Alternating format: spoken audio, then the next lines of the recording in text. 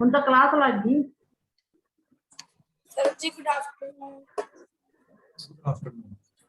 Sir good afternoon. Good afternoon. Good afternoon. Sir ji good afternoon.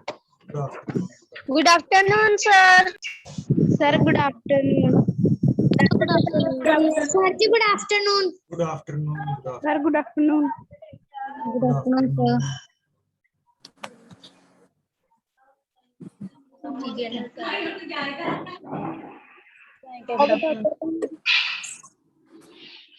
Pooja Saab, raise your hand so that I can recognize that it is you. Okay.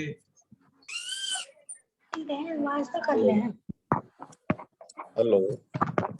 Hanji, Pooja Saab. Yes. Good morning, sir. Good afternoon. Good afternoon. I will make you co-host. Okay.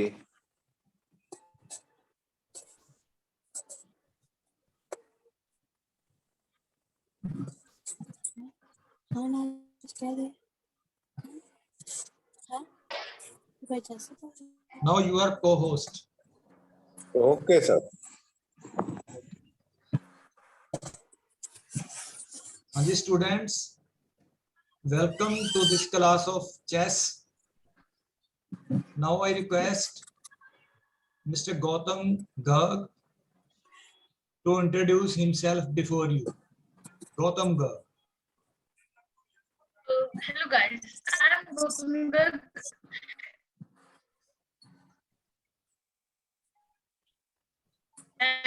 आज की chess class में आप सबका स्वागत है। तो इस chess class में मैं आप सबको सबसे पहले तो अपने आप गौतम गर्ग और 14 साल 14 इयर्स और आज की क्लास में हम चेस के बारे में सबसे पहली बात कि मैं क्या हूँ।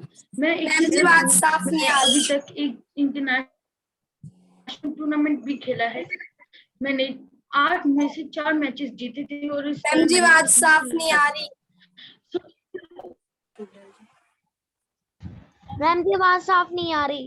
गौतम जी ਤੁਹਾਡੀ आवाज क्लियर नहीं है। तो प्लीज साथ में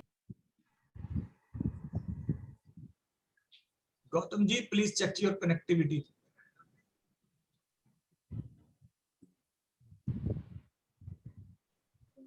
सर अब सही है? अब सही है। तो मैं ये कह रहा था कि मैं संगरूर में एक इंटरनेशनल टूर्नामेंट भी खेल चुका है चेस का, जिसमें मैंने 8 मैचेस में से 4 मैचेस जीते थे।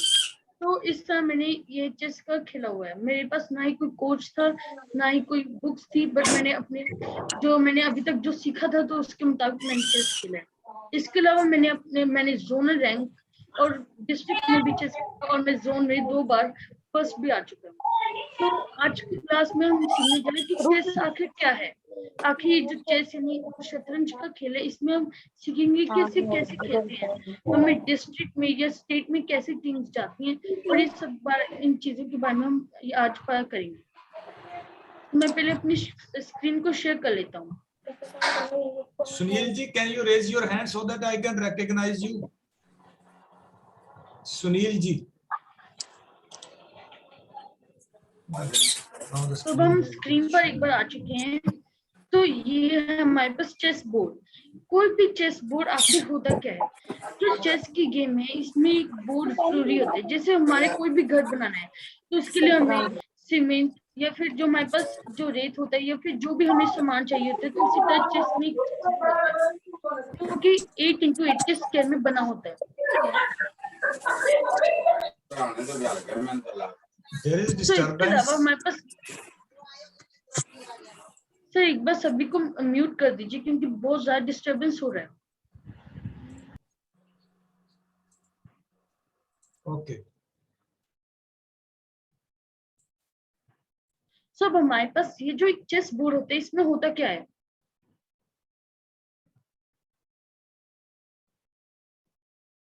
हमारे पास ये आ गया एक चेस बोर्ड।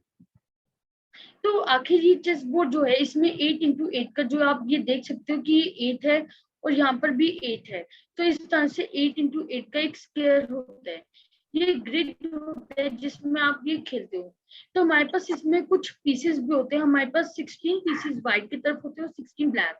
हमारे पास जो चेस बोर्ड होता है इसमें 1 पीस व्हाइट होता है और 1 पीस ब्लैक, और ऐसे करके ये जो बॉक्सेस होते हैं, तो हमारे पास 32 व्हाइट बॉक्सेस होते हैं और 32 ही ब्लैक बॉक्सेस होते हैं। हर बॉक्स एक दूसरे के अल्टरनेट मोड में लगा होता है। तो इसके अलावा अब हमारे पास ये आ जाता है कि चेस हमें खेलना कैसे होता है। तो सबसे पहले हम ये देख लेते हैं कि इसके जो पीसेस होते हैं वो कैसे होते हैं।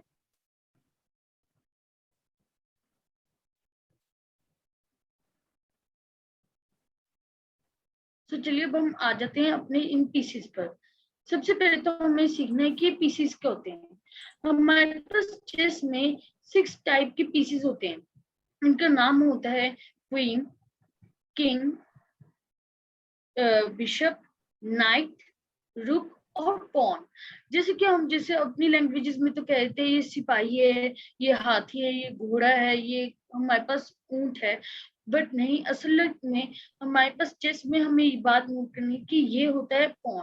जो हमारे पास सी है ये पॉन, ये होता है रुक, ये होता है नाइट, KNIGHT, ये होता है बिशप, ये होता है किंग।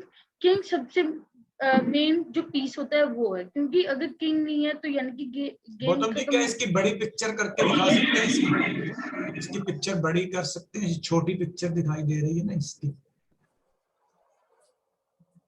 पीसीस की, 6 पीसीस की। हाँ जी, तो हमारे पास मैं एक बार इस पीस, इससे ज्यादा तो नहीं बड़ी हो सकती अंकल, क्योंकि इतना ही रहेगा। आपने उसी तरह से शेयर किया हुआ है ना फिर सर ये साइड। हम टच करके बड़ा कर सकते हैं, ओके ओके ओके, जूम करके। तो कर लीजिए ताकि उससे। आप ये देख सको।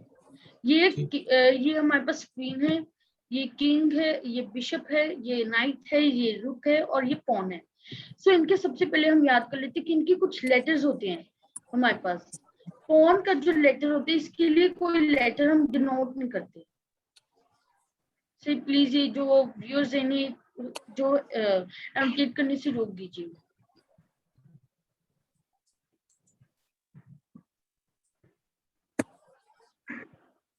सो अब हमारे पास यहाँ पर कुछ पीसेस आ जाते हैं। तो इनमें से सबसे पहले तो जो हमारे पास पीस होता है वो होता है पॉन। पॉन के लिए वैसे तो हम इसे पीस ही कह सकते हैं, बट इसके लिए कोई भी लेटर हम डिनोट नहीं करते, आपको ये मानकर चलना है। रुक के लिए जो हम पीस डिनोट कर रहे हैं,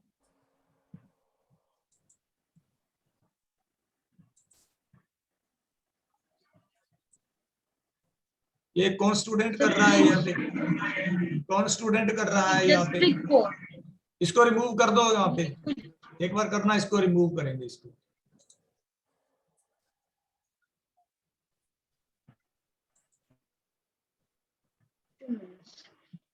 सर ये जसप्रीत कौर कोई था और ये जैस्मिन कौर। ये जसमीत कौर है, ये जसप्रीत कौर कौन सी? 2 मिनट्स। अगर नेक्स्ट टाइम ये हो गया तो हम लोग रिमूव कर देंगे आपको।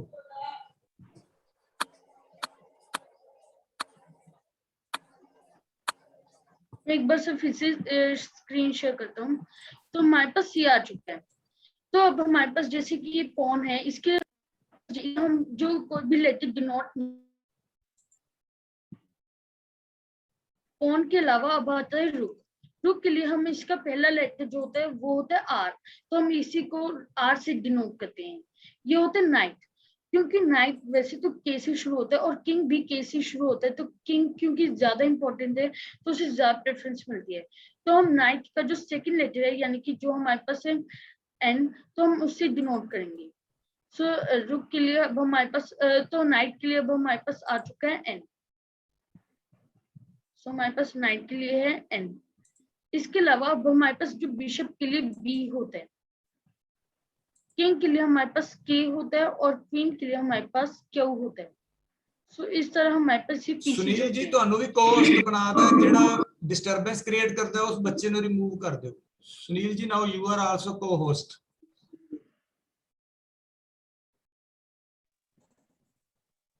सो इस तरह हमारे पास ये आ चुके हैं। सो अब हमारे पास ये तो हो चुके पीसेस जो कि चेस में होते हैं। अब हम थोड़ी सी बात कर लेते हैं, जो बोर्ड है उसके ऊपर जो हमारे पास पीसेस आप देख सकते हो।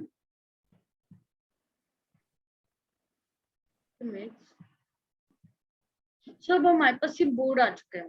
तो बोर्ड पर अब होता क्या है, बोर्ड पर किसी भी पीस को, किसी भी लेटर होते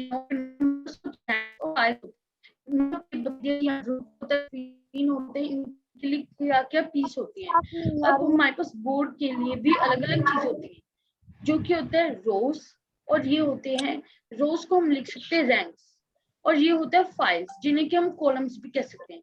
रोज हमारे पास ए से लेकर एच तक होते हैं, यानी कि हमारे पास 8 रोज होते हैं या फिर 8 रैंक्स होते हैं, और हमारे पास 8 ही कॉलम्स होते हैं, जो कि 1 से लेकर 8 तक होते हैं।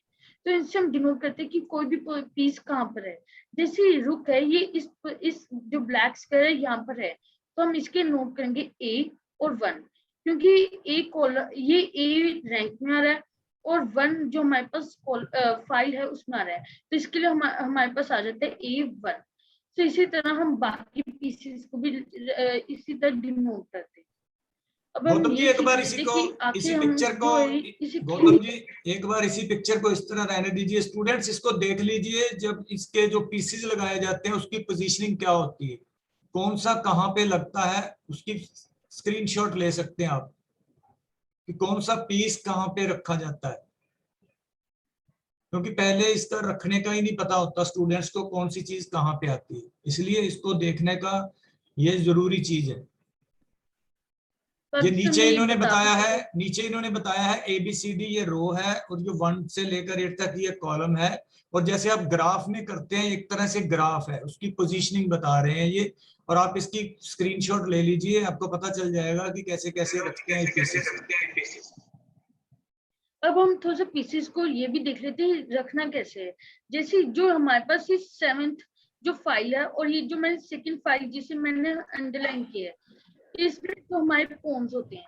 हमारे जो सेकंड फाइल है उसमें हमेशा जो हमारे वाइट होंगे ये ही होंगे, और जो हमारे पास जो ये सेकंड फाइल है इसमें वाइट होंगे, और ये जो 7th फाइल है वो हमारे पास ब्लैक।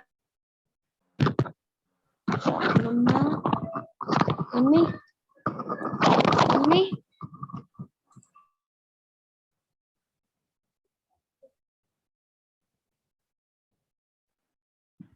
हाँ जी, आपकी आवाज नहीं आ रही गौतम जी। एक्चुअली ना बाबा म्यूट कर देते हैं तो मैं इसमें आपको ना बस यहाँ पे डिस्टरबेंस आती है ना, तो मैं कर देता हूँ, आप ऑन कर लिया करो फिर उस पे थोड़ा सा। जी। ये बच्चे थोड़ा सा किसी हैं बीच में डिस्टरबेंस क्रिएट करते हैं, मैंने 2 और भी बनाए हुए हैं को होस्ट, लेकिन फिर भी ऐसे हो रहा है। मैंने एक बार इन सभी को म्यूट कर दिया, तो सर जब भी इन्हें कोई डाउट होगा तो मैं इनसे बाद में पूछ सकता हूँ। तो हमारे पास अब यहाँ पर आते हैं, हमारे पास जो पॉन्स हैं, तो हमने पॉन्स तो सीख लिया कि यहाँ पर होंगे। अब जो हमारे पास जो 1 जो हमारे पास फाइल है और 8 फाइल, इस पर क्या क्या पीसेस होते हैं। सबसे पहले तो जो हमारे पास ए और जो H रैंक है, इसके जो 1 फाइल है और 8 फाइल है, यानी कि हम कह सकते हैं कि इनके एजेस, ये जो चेस बोर्ड का एज है यहाँ पर हमारे पास होंगे रुक्स, सिर्फ रुक्स यहाँ पर हो सकते हैं। और जो 1 फाइल है यहाँ पर हमेशा व्हाइट के रुक्स होंगे, और जो ये 8 फाइल है यहाँ पर होंगे ब्लैक के रुक्स। उसके बाद हमारे पास आ जाते हैं जो कि बी पर होती है, तो यहाँ पर आ जाते हैं हमारे पास हॉर्स यानी कि नाइट, यानी कि यहाँ पर जो ये पोजीशन है यहाँ पर नाइट होंगे। सो जैसे कि हमारे पास जहाँ पर ये व्हाइट रुक्स हैं तो उसके साथ व्हाइट नाइट आएगा, और ब्लैक रुक्स के साथ हमेशा ब्लैक नाइट आएगा। तो आप ये देख सकते हो कि यहाँ पर ये ब्लैक नाइट आ चुके हैं। इसके बाद जब ये पोजीशन ऑक्यूपाई हो जाती है, यानी कि भर जाती है, तो उसके बाद आती है सी फाइल और सी रैंक और एफ रैंक। तो सी रैंक और एफ रैंक पर हमारे पास आता है बिशप। तो यहाँ पर आप देख सकते हो कि व्हाइट नाइट के साथ व्हाइट बिशप आएगा और ब्लैक नाइट के साथ ब्लैक बिशप ही आएगा।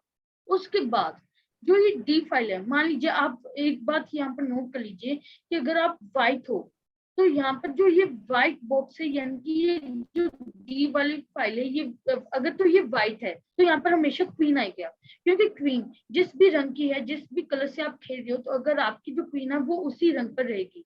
यानी कि अगर आप व्हाइट से खेल रहे हो तो आपकी क्वीन जो होगी वो व्हाइट पर होगी, और अगर आप ब्लैक से खेल रहे हो तो आपकी क्वीन भी ब्लैक पर होगी।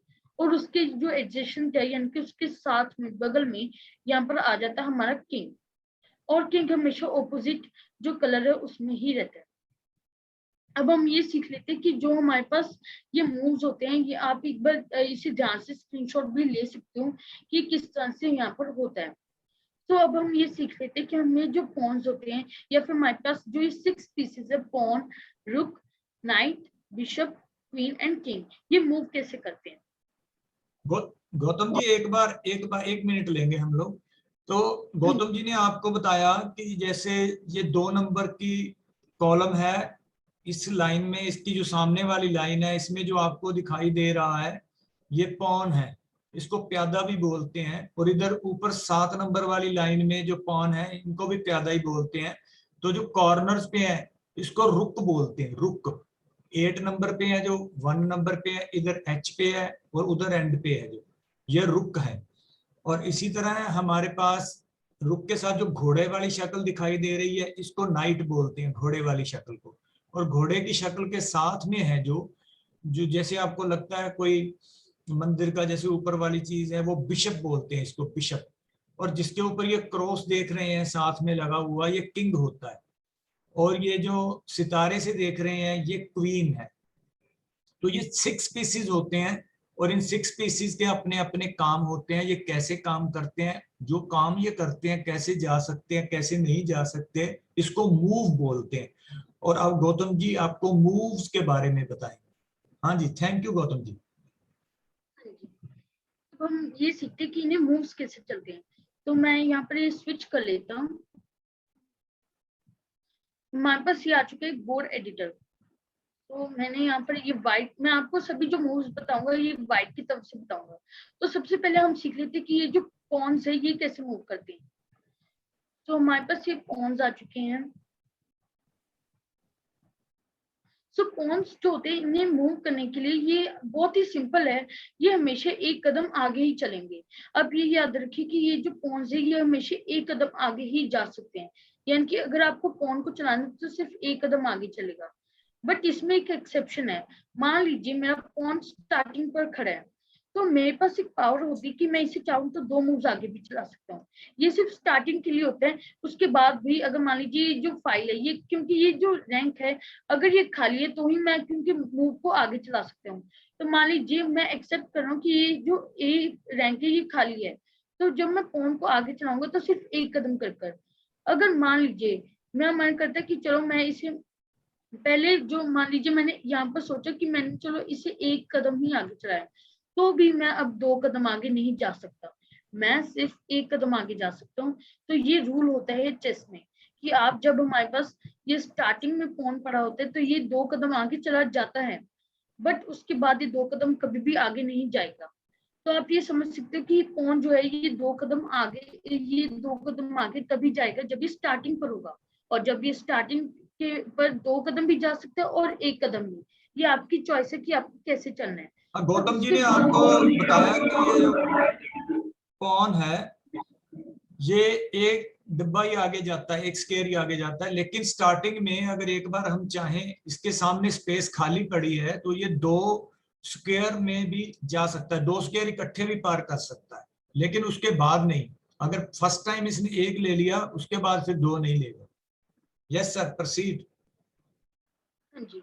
तो अब हमारे पास ये जो पॉन आ चुका है ये हो गया। अब हम लेते हैं नाइट। नाइट जो होते हैं ये, इसकी पोजीशन हमें पता है कि कहाँ पर होता है। नाइट ये इस तरफ होता है। मान लीजिए मेरा नाइट जो है ये यहाँ पर एक सेंटर पोजीशन पर मूव कर पहुंच गया। अब इसकी जो मूवमेंट होती है थोड़ी सी अलग होती है, क्योंकि ये एक एल शेप बनाता है मूवमेंट में। क्योंकि जब मान लीजिए नाइट है तो ये इस तरफ, मान लीजिए जो हमारे पास 2 स्टेप्स आगे जाता है, ये इस साइड भी 2 स्टेप्स आगे जा सकते हैं, यहाँ पर भी 2 स्टेप्स और यहाँ पर भी। अब ये क्या करता है, मान लीजिए नाइट है, क्योंकि ये मान लीजिए घोड़ा है और ये कभी भी सुधरता नहीं, तो ये 2 स्टेप्स आगे जाने के बाद एक या तो राइट की तरफ जाएगा या फिर लेफ्ट की जाएगा। उसी तरह यहाँ पर है तो ये राइट की तरफ जाएगा या लेफ्ट की तरफ, यहाँ पर जाएगा तो ये भी राइट या लेफ्ट, तो ये यहाँ पर भी राइट या लेफ्ट। तो आप समझ सकते हैं कि ये एक, जैसे मान लीजिए मैं आपको कलर बदल कर बताता हूँ, तो मान लीजिए मेरा नाइट है, मैंने सोचा कि मैं इसी यहाँ पर पोजीशन पर लाना है, तो ये यहाँ पर जाकर फिर यहाँ पर आ जाएगा। और इसमें सबसे बड़ी खास बात ये है कि मान लीजिए कि मेरे पास यहाँ पर 2 पॉन्स थे या कुछ भी था, ये 2 पॉन्स हैं। सो आप देख सकते हैं कि यहाँ पे पॉन्स आ चुके हैं। तो अगर ये 2 पॉन्स भी आते तो भी इससे कोई भी दिक्कत नहीं होगी। ये 2 पॉन्स बीच में आ गए तो भी ये आसानी से पार कर जाएगा इन्हें, इन दोनों को। तो आप समझ सकते हैं कि इन्हें मैं मूव्स अब बता देता हूँ, ये कौन यहाँ कहाँ पर जाएगा। एक तो ये स्क्वायर, ये जो मैं ग्रीन से मार्क किया, ये उन स्क्वायर्स में जाएगा। सो इससे आपको एक बात पता चलेगा कि ये, जैसे मान लीजिए ये नाइट यहाँ पर है, जहां पर ये मैक्सिमम पॉसिबिलिटीज है कि ये 8 पॉसिबिलिटीज इसके पास मिलती हैं। और अगर आपका जो नाइट है ये ब्लैक स्क्वायर पर है, यहाँ पर आप देख सकते हैं कि ब्लैक स्क्वायर पर है, तो ये हमेशा व्हाइट में ही जाएगा और ये एक तरह से ऑक्टागन बन रहा है। तो आप समझ सकते हैं कि ये सिर्फ 8 मूव्स ही चल सकता है। सो हमारे पास ये तो हो गए नाइट के मूव्स। अब हमारे पास आते हैं रुक, बिशप पर हम पहले आएंगे। तो ये आ गया बिशप। बिशप में आप एक बात नोट कर लीजिए, जो हमारे पास पॉन है ये जब भी आगे बढ़ रहा था तो ये हमेशा अपनी ब्लैक से व्हाइट, व्हाइट में ब्लैक ये शिफ्ट कर रहा था। नाइट भी ब्लैक से व्हाइट या व्हाइट से ब्लैक में शिफ्ट कर सकते हैं, बट जो हमारे पास बिशप है ये कभी भी ऐसे शिफ्ट नहीं करेगा। सो मैं आपको बताता हूँ बिशप कैसे जाएगा।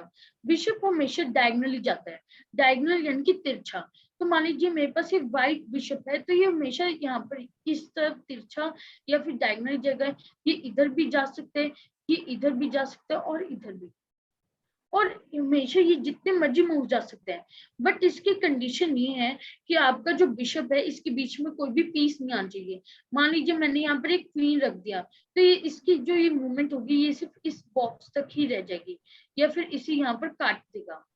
तो अगर तो मान लीजिए ये हमारा ही पीस है, ये मान लीजिए व्हाइट पॉन है, यहाँ पर तो व्हाइट पॉन है, तो ये सिर्फ यहाँ पर जा सकते हैं, ये इधर भी जा सकते हैं, इधर भी जा सकते हैं और इधर भी। और अगर मान लीजिए यहाँ पर एक ब्लैक पीस पड़ा है तो ये उसे काट देगा या फिर ये इधर भी जा सकते हैं, इधर भी और इधर भी। तो आप समझ सकते हैं कि हमारे पास जब भी कोई भी पीस आ जाता है तो एक तरह से वो रुकावट डाल देता है। तो अब हम आते हैं रुक की तरफ। इसका मतलब ये हुआ कि ये जो हमारे पास बिशप है, अगर ये व्हाइट है और आगे डायगनली अगर कोई व्हाइट आ गया फिर तो नहीं जाएगा, अगर यहाँ पे कोई ब्लैक आ जाता है उसको ये कैप्चर कर सकता है, उसको काट सकता है। ठीक है, हाँ जी। ओके। तो हमारे पास आ जाता है रुक। रुक जो होता है, ये जैसे बिशप है ये तो डायगनली जा रहा है, ये वर्टिकली या फिर हमारे पास हॉरिजॉन्टली जाता है। वर्टिकली और हॉरिजॉन्टली से मेरा मतलब ये है कि ये इस तरफ भी जा सकते हैं, ये वर्टिकली तो हो गए ये, यानी कि जैसे हमारे पास वाई एक्सिस होती है तो ये वाई एक्सिस की तरफ जा सकता है और माइनस वाई की तरफ भी, ये एक्स के पास भी जा सकता है और माइनस एक्स के पास भी। और जैसे कि हमने देखा था हमारे पास ये जो ये आ रहा है ये भी उसी तरफ काटेगा जिस तरफ ही जा रहा है। यानी कि मान लीजिए इसे कैप्चर करना है, यहाँ पर मैं ये एक ब्लैक जो नाइट है मैंने ये ले लिया, तो मान लीजिए ब्लैक नाइट यहाँ पर आ रहा है तो मैं इसी डायरेक्शन में कैप्चर करूंगा। और मान लीजिए अगर मेरे पास यहाँ पर एक व्हाइट नाइट यहाँ पर आ गया या कोई भी व्हाइट पीस आ गया तो ये सिर्फ यहाँ तक जा सकते हैं, क्योंकि हम अपना पीस कभी भी कैप्चर नहीं कर सकते, तो ये सिर्फ यहाँ तक ही सीमित रह जाते हैं इसकी मूव्स। बट ये यहाँ पर भी जा सकते हैं और यहाँ पर भी, तो ये डिपेंड करता है। अगर तो हमारे पास एरिया खाली है फिर तो आगे जितना चाहिए उतना आगे जा सकते हैं, जब एरिया फिल्ड है तो इससे डिपेंड करता होता है कि पीस को कैप्चर करेगा तो वो ब्लैक पीस होना चाहिए, अगर पीस व्हाइट है तो वहां पर जा नहीं सकता, उससे एक कदम पीछे ही रह जाता है। सो अब हमारे पास ये तो हो गया रुक। अब हमारे पास आ जाता है क्वीन। जो क्वीन है इसे हम कह सकते हैं कि इसमें रुक और जो हमारे पास बिशप है इन दोनों की पावर्स होती हैं, ये रुक और बिशप दोनों की पावर्स को। तो मान लीजिए क्वीन है तो मैं इसे आपको ड्रॉ करके बताता हूँ। सो जो क्वीन है वो यहाँ पर भी जाएगा, इस रुक की तरह यहाँ पर भी जा सकते हैं वर्टिकली और हॉरिजॉन्टली, ये डायगनली भी जा सकते हैं। ये क्वीन की एक एक्सेप्शनल पावर है कि हमेशा ये इस तरह ही जाता है। तो हम इसलिए हम कहते हैं कि जो क्वीन है वो एक रुक और बिशप दोनों का कॉम्बिनेशन है। सो इसलिए क्वीन जो होता है इसे मोस्ट पावरफुल पीस भी कहते हैं।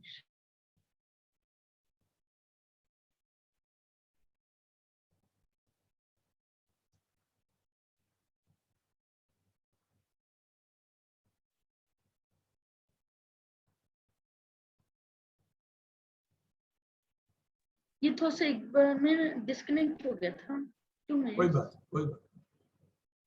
सो हमारे पास इससे हमें ये पता चल गया कि ये कैसे जा रहा है। अब हमारे पास ये आ चुके हैं।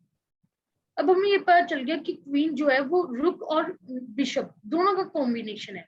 अब इसमें एक और बात हमें नोट करनी है कि ये जो क्वीन है जिस तरफ ये जा रहा है उस तरफ ही ये कैप्चर कर सकते हैं। मान लीजिए मैं क्वीन इस तरफ जा रहा है और यहाँ पर एक जो ब्लैक नाइट है वो यहाँ पर आ गया इस पोजीशन पर, तो ये जो हमारा क्वीन है इसे भी कैप्चर कर सकता है। और अगर मान लीजिए मेरा व्हाइट नाइट यहाँ पर आ जाता है और ये जो क्वीन है ये इसे कैप्चर बिल्कुल नहीं कर सकती। ये आपको नोट करना है क्योंकि हम कभी भी अपना पीस कैप्चर नहीं कर सकते। ये सिर्फ यहाँ पर आ सकते हैं इस पोजीशन पर, या फिर जो हमारे पास ये पोजीशन हमारे पास पहले जो हमने बताई हैं ये वहां पर आ सकते हैं। सो ये बात आपको हमेशा नोट रखनी है कि आप अपना पीस कभी भी नहीं काट सकते, अपना कैप्चर नहीं कर सकते। आप सिर्फ अपने ओपोनेंट का जो पीस है वो ही कैप्चर कर सकते हो। और इसमें एक और बात है कि जो हमारे पास पीसेस होते हैं वो एक लिमिटेशंस भी बनाते हैं। यानी कि मान लीजिए ये जो नाइट है ये यहाँ पर है, ठीक है, या फिर ये बिशप जो है ये यहाँ पर आ जाता है, तो इससे एक लिमिटेशन बन गई कि ये जो क्वीन है इसके पास या तो इसे कैप्चर करना पड़ेगा या फिर ये किसी और जगह जाएगा, क्योंकि इस पोजीशन पर कभी भी नहीं आ सकता अनलेस और अनटिल ये इसे कैप्चर नहीं कर लेता। सो इसके बाद हमारे पास आते हैं, अब हम दूसरे पीस पर आ जाते हैं जो कि हमारा सबसे इम्पोर्टेंट पीस, क्योंकि अगर ये पीस एक बार कैप्चर हो गया तो पूरी गेम जो है वो खत्म हो जाती है। तो ये पीस होता है हमारे पास किंग।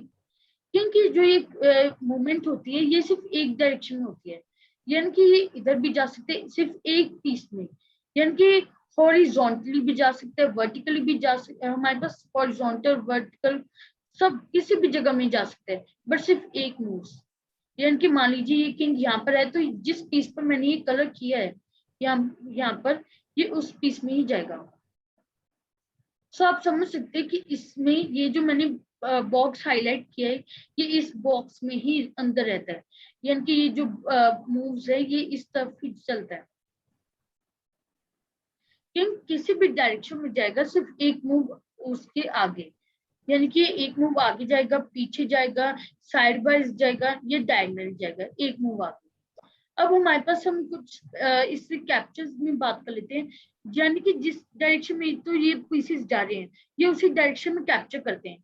बट हमारे पास यहाँ पर एक एक्सेप्शन आती है। यहाँ पर एक्सेप्शन है हमारा ये पॉन। पॉन की ये एक्सेप्शन होती है कि मान लीजिए मैं पॉन यहाँ पर है और मेरे ओपोनेंट का जो नाइट है वो यहाँ पर है और एक मेरे ओपोनेंट का ये जो पॉन है ये यहाँ पर है। इसे मैं थोड़ा सा बढ़ा लेता हूँ आगे, ये यहाँ पर है। तो अब हमारा जो पॉन है ये पॉन हमेशा सीधा चलता है, पॉन हमेशा सीधा ही चलेगा। जैसे मान लीजिए पॉन है तो ये हमेशा फॉरवर्ड जाएगा, ये बैकवर्ड भी नहीं जा सकता, ना ही साइडवेज जा सकता, ना ही डायगोनल जा सकता है। ये हमेशा फॉरवर्ड ही जाएगा, चाहे एक मूव हो या दो मूव जो स्टार्टिंग का होता है। और जब इसे कैप्चर करना है तो ये डायरेक्टली यहाँ पर कैप्चर नहीं कर सकता, ये सिर्फ डायगोनली कैप्चर कर सकते हैं। यानी कि मान लीजिए यहाँ पर हमारे पास पॉन आ चुका है, ये दो नाइट्स हैं, तो हमारा जो पॉन है ये मान लीजिए 3 नाइट्स है, तो हमारे पास जो पॉन है ये तो या तो ये इस नाइट को कैप्चर कर लेगा या फिर इस नाइट को कैप्चर कर सकते हैं। तो हम डायरेक्शंस बनाए थे, ये इस डायरेक्शन में जा सकते हैं या फिर इस डायरेक्शन में, यानी कि आगे नहीं बढ़ सकते। ये आगे वाली मूव कैंसिल हो चुकी है, ये सिर्फ इस जगह पर जाएगा और इस जगह पर, तो बैक नहीं जा सकता ये बैक कभी भी नहीं जा सकता है। ये बैक तो आप समझ लीजिए एक बार मूव कर गए तो ये कभी भी बैक नहीं जाएगा। सो अब हमारे पास ये सभी जो पॉन्स थे हमें इनकी मूव्स पर चल चुके हैं। अब हम गौतम जी एक बात आपसे कहना चाहेंगे कि ये जो इनकी स्पेशल मूव्स होती हैं जैसे किंग है और बीच में कोई चीज नहीं होती तो रुक के एक दूसरे से चेंज कर लेते हैं देखो पोजीशन। मैं अभी वही बताने वाला। ठीक है। अब हमारे पास कुछ स्पेशल मूव्स होती हैं, इन्हें जैसे हम कह देते हैं en passant, castling, stalemate, checkmate, ये सभी मूव्स हम सीख लेते हैं। मान लीजिए मेरे जो ये पॉन है ये यहाँ पर है और मेरे जो ना ओपोनेंट का पॉन है ये यहाँ पर है। इसने क्या किया, मैंने बहुत सारे मूव्स चली, ये भी अलग अलग मूव्स चलता रहा। ये पहले 2 कदम आगे आया, फिर 1 कदम आगे आया, फिर मैंने भी बहुत से मूव्स चले थे और फिर लास्ट में क्या हुआ, मैंने अपने पॉन को ना यहाँ पर चल दिया। तो अब जो मैंने अपने पॉन को 2 मूव्स आगे चला, तो जो मेरा ओपोनेंट का पॉन है उससे एक पावर मिल चुकी है। क्या पावर मिल चुकी है कि इस साइड पर आकर कैप्चर कर सकते हैं। हालांकि यहाँ पर कोई पीस नहीं है, बट ये यहाँ पर आकर यहाँ पर आ जाएगा और ये कैप्चर कर लेगा हमारे इस पॉन को। यानी कि ये जो पॉन है ये यहाँ पर आ जाएगा और ये जो हमारा पॉन है ये हमारा कैप्चर हो जाएगा। तो ये होता है एन ऑपोसेंट। इस मूव की भी कुछ इसको आप लिखेंगे, उसको लिख के दिखाएंगे पेंसिल से इसका नाम, इस मूव का नाम? इस मूव का नाम होता है एन ऑपोसेंट। ओके, आप इसे नोट कर सकते हो, एन ऑपोसेंट।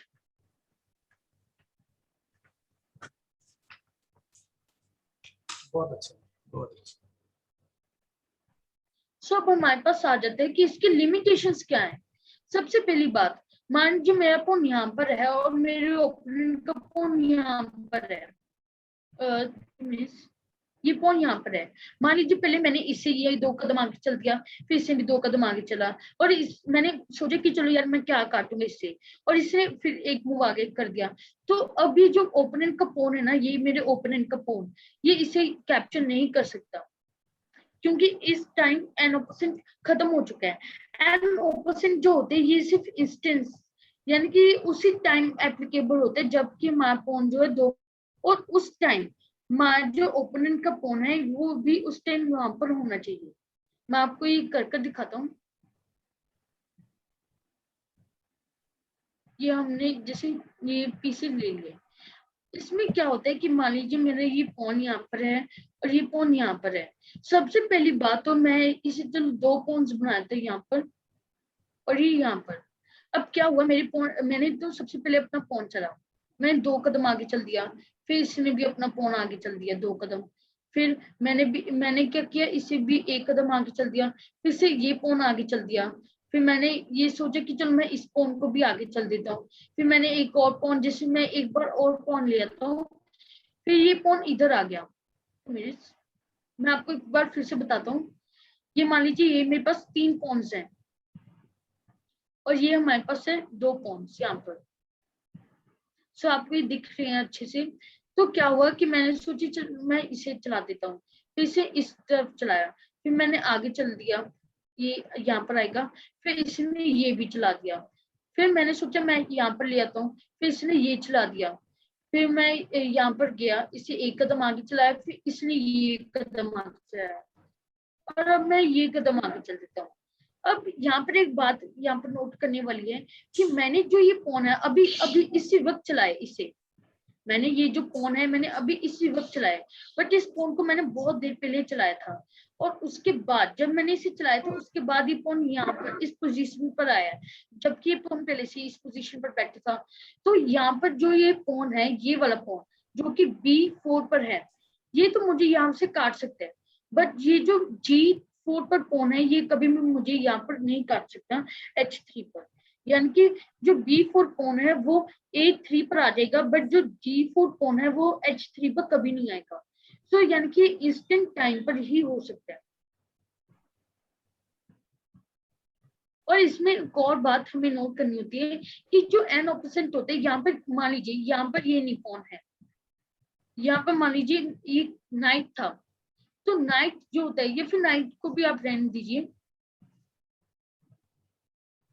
मान लीजिए मेरा ये पॉन यहाँ, मान लीजिए एक बिशप जो है वो यहाँ पर है और मैंने नहीं जैसे जो हमारे पास पॉन है इसे यहाँ पर से यहाँ पर रख दिया, तो ये बिशप कभी भी इस जगह पर नहीं आ सकता। ये बिशप इधर तो आएगा बट मेरा पॉन जो है कैप्चर नहीं होगा, क्योंकि एक पॉन दूसरे पॉन को कैप्चर कर सकता है। सो मुझे लगता है कि आपको ये क्लियर हो गया।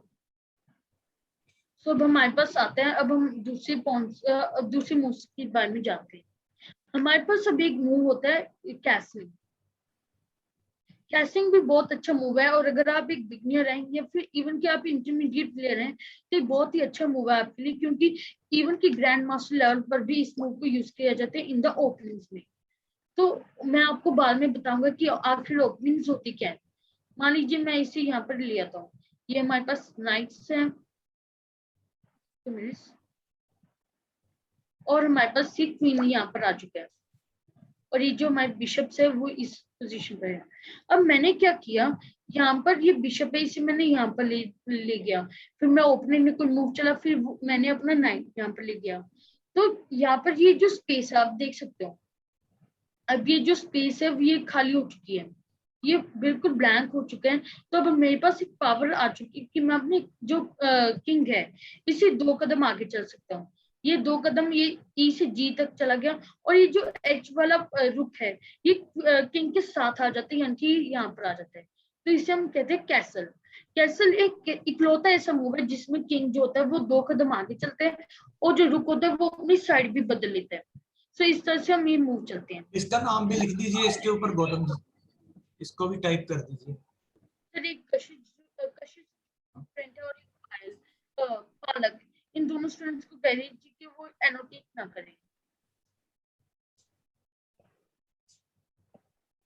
क्योंकि उससे दिक्कत हो जाती है।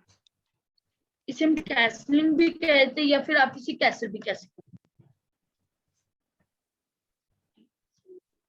आप इसमें से कोई भी एक नाम याद कर सकते हैं, कैसलिंग या कैसल एक बात ही है इसमें।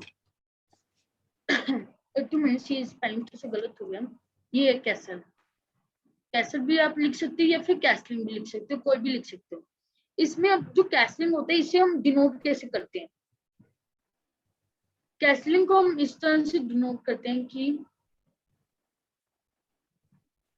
सब जो कैसलिंग आ चुका है इसको हम 2 तरह से डिनोट करते हैं।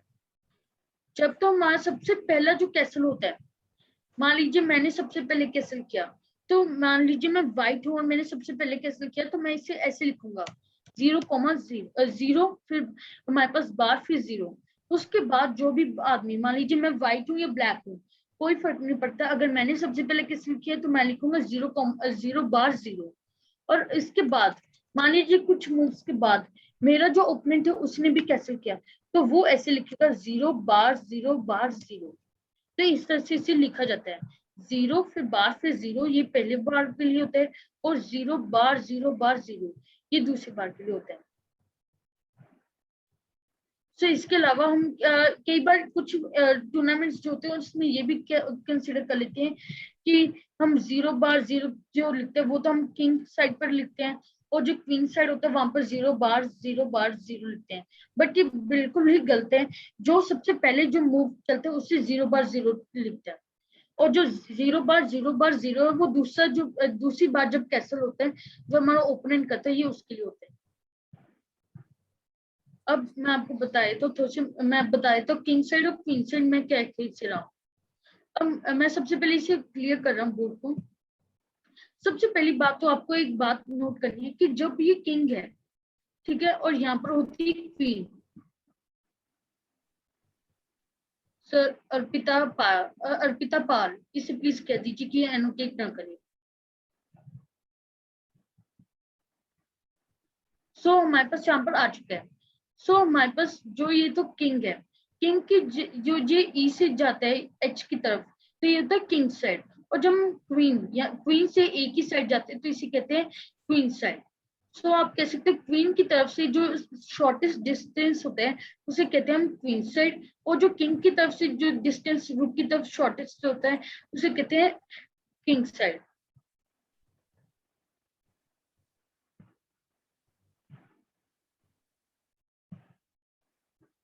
तो हम इस तरह से इसे क्लियर कर देते हैं सबसे पहले। अब हम ये सीख लेते हैं कि इसके कैसलिंग के सबसे पहले जो रूल्स होते हैं वो क्या होते हैं। सबसे पहला रूल, इसके बीच में मान लीजिए अगर तो आपको कैसल करना है क्वीन साइड पर, यानी कि क्वीन की साइड से कैसल करना है, तो आपको जो अपना किंग है उसे तो यहाँ पर ही सी पर लाना होगा। आप याद रख लीजिए कि आपको किंग को ही छूना है, आपको कभी भी रुक को नहीं छूना, क्योंकि अगर आपने रुक को छू दिया तो वो कैसल नहीं होगा। उसके बाद आप रुक को यहाँ पर रख देंगे, यानी कि किंग हमेशा 2 कदम ही चलेगा और रुक उसके साइड में आ जाएगा एडजेसेंट साइड पर। अगर मान लीजिए मैंने सोचा कि चलो मैं किंग साइड पर ही कैसल करता हूँ, तो जो हमारा जो किंग होगा वो 2 कदम आगे चल जाएगा और जो हमारे पास ये साइडवेज में जो रुक है वो इधर आ जाएगा। अब इसका दूसरा रूल, जो किंग और आप यहाँ पर जो किंग है और रुक है, तो इसके बीच में जो ये डिस्टेंस आता है, मैं आपको बताता हूँ कौन सा डिस्टेंस। ये जो डिस्टेंस है ये हमेशा क्लियर होना चाहिए। ये डिस्टेंस अगर क्लियर नहीं है तो आप कभी भी इसे कर नहीं सकते। उसी तरह ये भी डिस्टेंस क्लियर होना चाहिए।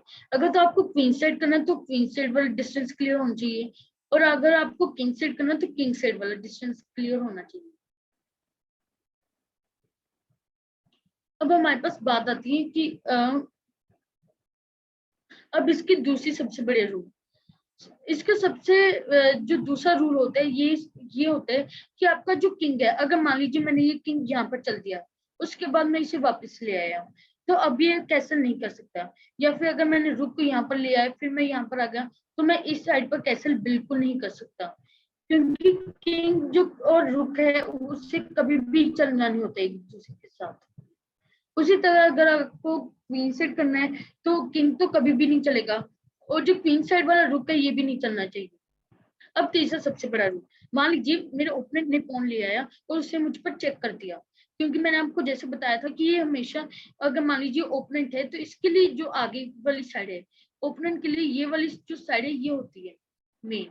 तो इसी तरह हमारे पास जो ओपोनेंट है उसे यहाँ पर ले आया और चेक कर दिया यहाँ पर, तो अब हमारे पास क्या होता है, हमें तो इसे, अब हम कई बार सोचते हैं, हम गलती कर जाते हैं कि चलो अब तो हम कैसल ही कर देते हैं, बट ये बिल्कुल ही इलीगल मूव है, हम कभी भी कैसल नहीं कर सकते।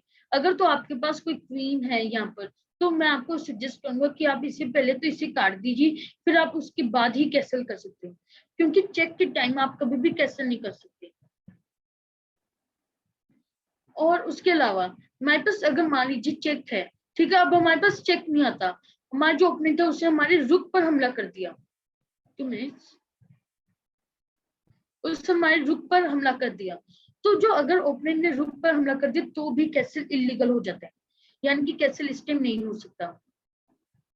उसके बाद हमारे पास एक और बात ये इंपॉर्टेंट होती है कि मान लीजिए मैं कैसल करने लगा, अगर मान लीजिए मेरे ओपोनेंट ने यहाँ पर रख दिया रुक अपना, तो मान लीजिए मैं इसे कैसल करता हूँ, मैं सोचा कि चलो मैं इसे कैसल कर देता हूँ, क्या फर्क पड़ता है, तो बट ये इलीगल हो जाता है, क्योंकि हमारे पास ये जो रुक है ये हमारे रुक को काट सकते हैं, और इसलिए इसे चेस में इलीगल कहते हैं। उसके अलावा मान लीजिए मैंने यहाँ पर इसे जो किंग था और मैंने अपना जो रुक है उसके साथ ये यहाँ पर आ गया और मैं इसे रिमूव कर देता हूँ। सो मान लीजिए मेरे ओपोनेंट ने अपना जो क्वीन है इसे यहाँ पर रख दिया, तो मैं अब कैसल नहीं कर सकता, क्योंकि अगर मान लीजिए मैं कैसल करता हूँ तो जो क्वीन है वो डायरेक्टली मेरे जो किंग है इसे कैप्चर कर सकते हैं, तो इसलिए यहाँ पर ये मूव है ये तभी खत्म हो जाता है। तो आपको ये पता चलता है ना, तो आपका किंग और क्वीन जो है वो किंग और रुक मूव नहीं होना चाहिए, जिस साइड से आप कैसे करने लगे हो उसके बीच में जितने भी पीसीज है वो नहीं होने चाहिए, जो हमारे किंग और रुक है उस पर किसी भी तरह का अटैक नहीं होना चाहिए, और अगर आप कैसल करने के बाद अगर उसके ऊपर कोई अटैक पड़ रहा है तभी आप कैसल नहीं कर सकते। सो ये कुछ रूल्स होते हैं कैसल के लिए। सब हमारे पास इसके बाद आते हैं स्टेलमेट। स्टेलमेट के कैसे मूव होते हैं कि जहां पर हमारे जो ओपोनेंट है, मान लीजिए मेरे ओपोनेंट के पास ये किंग है और मैं इसे कुछ पॉन्स यहाँ पर रख देता हूँ और इसका जो नाइट है वो भी यहाँ पर आ चुके हैं, मेरे पास कुछ ही पॉन्स पड़े थे। सब यहाँ पे मेरे पास, अब मैं व्हाइट की तरफ से ड्रॉ कर रहा हूँ।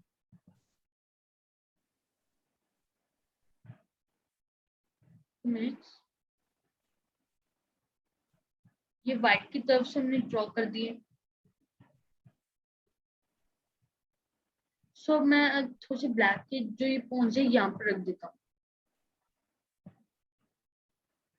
सब हमारे पास ये जो एक कंडीशन आ चुकी है, ठीक है। अब मैंने यहाँ पर एक रुक भी रख दिया और मेरे पास मान लीजिए यहाँ पर भी एक पॉन पड़ा हुआ है।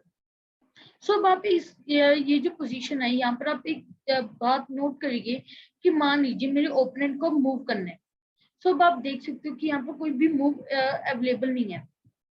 मान लीजिए इस पॉन को हम एक बार हम ये भी रिमूव कर देते हैं, ये जो हमारे पास पॉन है। तो अब आप यहाँ पर देख लीजिए एक बात कि यहाँ पर हमारा जो किंग है या फिर उसको कोई भी पीस मूव नहीं कर सकता, क्योंकि हमने क्या किया था कि किंग जो है वो यहाँ पर आ सकता है, फिर इस पॉन ने चेक कर देना है। यहाँ पर करेगा तो ये भी नहीं पॉसिबल। मान लीजिए यहाँ पर ये आ गया, हम यहाँ पर भी ड्रॉ कर देते हैं। तो मान लीजिए यहाँ पर करने की कोशिश करते तो भी नहीं कर सकता, यहाँ पर भी नहीं कर सकता, क्योंकि ये तो सारा फाइल जो है ये जो हम नोट करते हैं, ये जो रुक ने तो इस फाइल को कवर कर लिया, ठीक है। अब ये कौन है, इसने इस जगह को कवर कर लिया, इसने इस जगह को भी कवर कर लिया, ये जो सारा एरिया है। और ये जो पॉन है इस पॉन ने ये जगह कवर कर ली, इसने ये। तो ये जो किंग है ये तो पूरी तरह से ट्रैप हो चुका है। अब ये जो हमारे पास नाइट है, हमने ये सीखा था कि नाइट होता है वो इस तरह जा सकता है, बट इसके पीस के कारण ये जा नहीं पाएगा। ये यहाँ पर भी नहीं जा सकता, ये यहाँ पर भी नहीं जा सकता, और ना ये यहाँ पर जा सकता है। तो यहाँ पर कोई भी पीस है वो मूव नहीं कर सकता। और ये जो पॉन्स है इसके, ये यहाँ पर भी नहीं आ सकते, ना ही ये यहाँ पर आ सकता, ना ही ये और ना ही ये, और एक दूसरे को ये काट भी नहीं सकते। तो यानी कि यहाँ पर जो कोई भी अगर ब्लैक साइड की तरफ से मूव करना होता है तो ब्लैक साइड तो मूव कर ही नहीं सकती, तो ये इस टाइम होता है स्टेलमेट, यानी कि ब्लैक अब मूव नहीं कर सकते, ये ड्रॉ हो जाता है। सो इसे ड्रॉ कहते हैं। उसके अलावा हमारे गौतम जी पास एक मिनट आपने बहुत अच्छा बताया है। अगर आपसे हम लोग ये चाहते हैं कि 1-2 मिनट में इसके बारे में, मूव के बारे में कोई और बता दें तो, लेकिन उसके बाद हम लोग चाहेंगे कि आप जो कंपटीशन होता है डिस्ट्रिक्ट में, उसमें कितनी टीमें होती हैं, हम उसके बारे में करें। क्योंकि एक्चुअली क्या है, जो आप बता रहे हैं बहुत ही बढ़िया बता रहे हैं, इसका इमेजिनेशन के परे की बात है। लेकिन होता क्या है, जो चेस की गेम है ये माइंड गेम है, और जो दूसरी गेम्स खेलते हैं लूडो वगैरह, ये होती है लक की गेम, तो इसमें दिमाग ज्यादा लगाना पड़ता है। तो हो सकता है बच्चे बोर ना हो गए हों, इसलिए हम लोग चाहेंगे कि हम लोग थोड़ा सा इसको चेंज करें मूव की तरफ। 1-2 मिनट आप लगा लीजिए मूव में, फिर हम लोग इसके थोड़े से दूसरे पक्ष के बारे में बात करें। Okay sir. सर वैसे एक लास्ट मूवी रह चुका अब तो। Okay okay okay, good, thank you thank you. अब हमारे पास ये जो लास्ट मूव है ये होता है एक हमारे पास पॉन्स। अब हमारे पास ये जो पॉन्स है, आप ये बात नोट कर लीजिए, जब भी आपका पॉन है ये लास्ट पोजीशन पर आ जाते हैं, और ये जो हमारे पास ये जो रैंक है या फिर ये जो कॉलम है, ये सेल जो है ये खाली है, तो हमारे जो ये पॉन है ये यहाँ पर चल देता है। तो हमारे पास एक पावर आ जाती है कि हम इस पॉन के बदले में एक क्वीन भी ले सकते हैं, हम एक रुक भी ले सकते हैं, हम चाहे तो एक बिशप भी ले सकते हैं और नाइट भी ले सकते हैं। यानी कि मान लीजिए मेरे पास ये जो 4 पॉन्स थे ये यहाँ पर थे, और ये जो 3 जगह है ये सभी खाली है। तो अब हमारे पास एक पावर आ जाती है कि मान लीजिए ये सभी पॉन्स यहाँ पर आ जाते हैं, ठीक है। जैसे मान लीजिए पॉन्स जो है, तो मैं इसमें आपको बताता हूँ। मान लीजिए सबसे पहले मेरा जो ये पॉन है ये यहाँ पर आया, तो मैंने क्या किया, इसके बदले में एक क्वीन ले ली। उसके बाद मेरे ये पॉन जब ये यहाँ पर आ जाता है तो मैं यहाँ पर एक रुक भी ले सकता हूँ। जब ये पॉन यहाँ पर आता है तो मैं इसके बदले में बिशप भी ले सकता हूँ, और फिर जब ये पॉन आगे चल जाता है तब भी इसे हम नाइट भी ले सकते हैं। सो ये होते हैं जो हमारे पास मूव्स होते हैं। सो सबसे पहली बात आपको ये नोट कर लेनी चाहिए कि आप जो रुक और जो ये बिशप है इन्हें इग्नोर ही करें, इसके बजाय आप क्वीन ले या फिर नाइट ले। आपको मैच के मुताबिक देखना कि आपको क्वीन लेना है या नाइट लेना, क्योंकि जो क्वीन है उसमें रुक और बिशप दोनों की पावर्स ऑलरेडी होती हैं। सब ये हो चुके हैं मूव्स। तो अब हम ये थोड़ा सा जान लेते हैं कि हमारे पास जो डिस्ट्रिक्ट टूर्नामेंट्स होते हैं या फिर जोनल टूर्नामेंट्स होते हैं, इन्हें खेलते कैसे हैं। इसकी टीम्स कितनी है, कितने बच्चे मतलब जाने चाहिए? इसके लिए मैं एक बार स्क्रीन शेयरिंग तो स्टॉप कर दूं। ओके ओके सो 2 मिनट्स में अभी थोड़ा सा पानी पी लेता हूँ। Okay okay okay.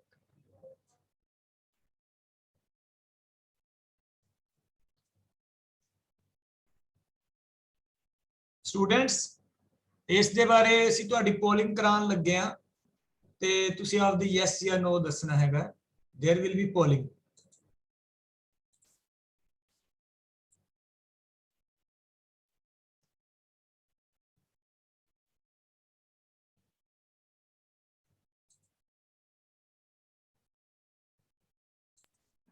सब हम ये बात कर लेते हैं कि हमें जो जोन्स और डिस्ट्रिक्ट्स में ये मुकाबले होते हैं ये खेलते कैसे हैं। सबसे पहले तो आपके पास एक होनी चाहिए चेस टीम में 5 मेंबर्स होते हैं। इन मेंबर्स की एक कैटेगरी होती है जो कि होती है, इन्हें ग्रेडिंग से हम नोट करते हैं, जो कि होते हैं ए, बी, सी, डी और ई। ए प्लेयर जो होता है ये सबसे ज्यादा इंटेलिजेंट जो हमारा प्लेयर है उसे मानते हैं। उसके बाद बी प्लेयर आता है, फिर सी, फिर डी और फिर ई। जब भी आपको टूर्नामेंट खेलना है तो आप ये बात याद रख लीजिए कि हमारे पास जो ए प्लेयर है, बी प्लेयर है, सी प्लेयर है और डी प्लेयर है, ये 4 प्लेयर ही खेलेंगे। ठीक है, आपके पास 4 मैचेस होंगे, 4 प्लेयर्स होंगे खेलेंगे। और अगर आप 3 मैचेस जीत गए, ये जो 3 मैचेस आप जीत गए तो यानी कि आप नेक्स्ट लेवल में चले जाएंगे। अगर आप बाय चांस आप 2 मैचेस जीते हो और 2 मैचेस जो होते हैं वो हार भी जाते हो, तो 2 मैचेस जीते हो, 2 मैचेस हार भी गए,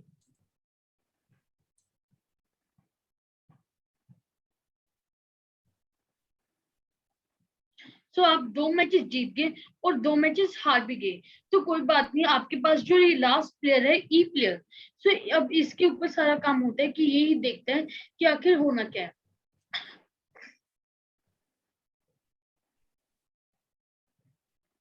सो अब हमारे पास ये आ चुके हैं, जो हमारे पास ये जो प्लेयर्स होते हैं उसके मुताबिक आ जाते हैं। अब हमारे पास ये प्लेयर्स होते हैं, उसके अलावा हमारे पास जो हमारे पास मूव्स होते हैं ये चलनी होती हैं। तो आपको ना एक बात याद रखनी है, आप जब भी वहां पर, क्योंकि यहाँ पर आप ऑनलाइन खेलते हो तो ऑनलाइन में तो कई बार आप जो एक पीस को टच कर लिया फिर दूसरे पीस को टच कर लिया तो ऐसे चल जाते हैं। बट अगर आप ऑफलाइन एक पीस को टच कर लेते हो तो टच एंड मूव के हिसाब से आपको वो ही पीस चलना होगा। अगर आपसे गलती से वो गिर भी जाता है तो भी आपको वो ही पीस मूव करना होगा। अगर आपको कोई मान लीजिए पीस है, हमने सोचा यार ये तो बीच में आ रहा है 2 कॉलम्स के बीच में या 2 सेल्स के बीच में, तो आपको क्या करना होगा, आपको एडजस्ट पहले बोलना होगा, एडजस्ट, फिर आप वो पीस को आप सीधा कर सकते हो या फिर जहां पर भी आपको रखना है वहां पर रख सकते हो। सो आपको ध्यान रखना है सबसे पहले एडजस्ट बोलना, फिर ही आप किसी पीस को हिला सकते हो। और अगर आप एडजस्ट नहीं बोलते तो जिस पीस को आप टच कर लेते हो आपको वही पीस चलना होगा। इसके अलावा आप अगर पीस को मान लीजिए चलने लगते हो तो आपने पीस को पकड़ा, उसके बाद आप कहीं पर रखते हो। ठीक है, मान लीजिए मैं आपको एक शेयर कर बताता हूँ ये थोड़ा सा।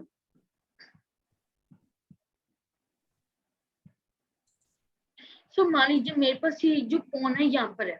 ठीक है, सबसे पहली बात तो जैसे यहाँ पर मेरे उंगल है, मैंने यहाँ पर इसे छू लिया, तो वैसे तो आपके पास यहाँ पर ऑनलाइन जब आप खेलते हो तो आप ऑनलाइन क्या करते हो, आप सोचते चलो मेरे पास तो बहुत सारे पीसेज हैं तो मैं इसे यहाँ मेरे पास ये नाइट है।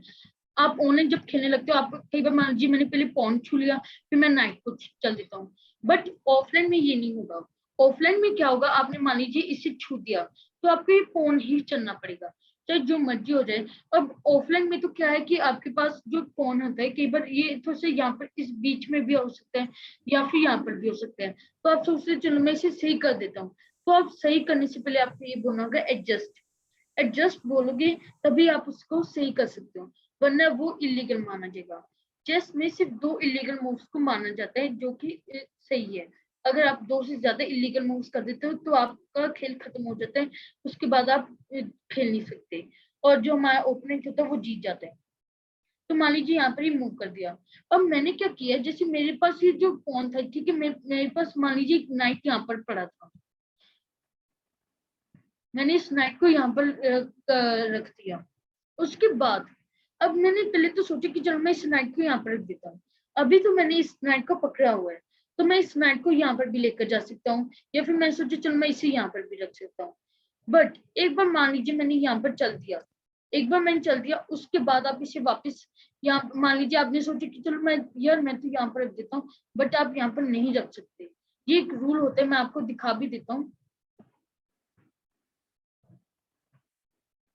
ये हमारे पास एक ओपनिंग एक्सप्लोरर आ चुके हैं, तो मान लीजिए मेरे पास यहाँ पर मूव्स हैं, तो मैंने यहाँ पर चल दिया। इसके बाद अब मैं इसे वापस नहीं लेकर जा सकता या फिर इसे यहाँ पर नहीं रख सकता। तो इसे एक बार मूव जो आपने चल दिया तो वो डिनोट हो जाएगा और वो परमानेंट हो जाता है। और इसलिए आपको यहाँ पर मान लीजिए आपका जो ओपोनेंट है, आपको ये भी ध्यान रखना है कि कई बार क्या होता है आपके ओपोनेंट्स जो होते हैं वो मूव्स जो होते हैं वो पहले यहाँ पर चल दिया, फिर बाद में सोचे नहीं नहीं मैं तो यहाँ पर चल, तो आप उसी टाइम कहोगे सरफेस मूव और उसके बाद वो इलीगल हो जाएगा और आपके ओपोनेंट को वापस से वहीं पर जो पीस है उसे रखना होगा।